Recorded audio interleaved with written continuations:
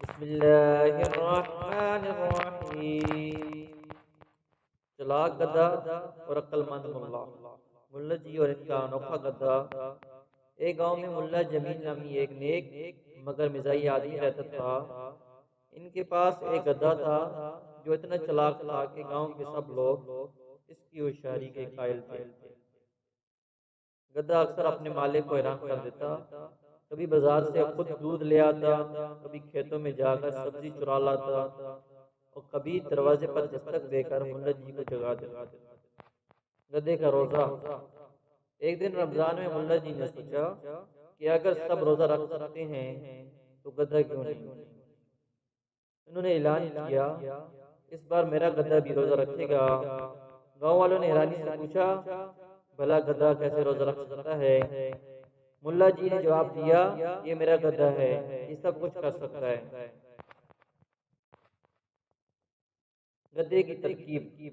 मुल्ला जी ने सुबह सहरी के वक्त गधे के आगे खाने का ढेर लगा दिया और कहा, ये आखिरी खाना है, अब मगरिब तक कुछ नहीं मिलेगा। गधे ने हैरानी से मुल्ला जी की तरफ देखा और दिल ही दिल में सोचा, ये तो मुश्किल काम है। दिन भर गधा रोजेदारों की तरह चुपचाप रहा, मगर जैसे ही मगरिब की अजान हुई गधा फौरन भाग कर खाने पर चिपटा। मुल्ला जी हंस कर बोले, सुबहान अल्लाह, मेरा गधा तो इतना नेक है कि इसने मुझसे पहले रोजा अफ्तार कर लिया। गांव वालों को कह के गांव वाले हंसी से लूट फूट हो गए और कहने लगे, मुल्ला जी, आपका गधा वाकई बहुत होशियार है, मगर ये रोजे में सब्र की बजाय चालाकी ज्यादा कर रहा है। मुल्ला जी ने मुस्कुराते हुए कहा, बस ये तो जिंदगी का सबक है, इबादत में चालाकी नहीं, खुलूस चाहिए। अगर हमें गधे की तरह सिर्फ खाने के इंतजार में रहें तो रोजे का असल फायदा कैसे होगा।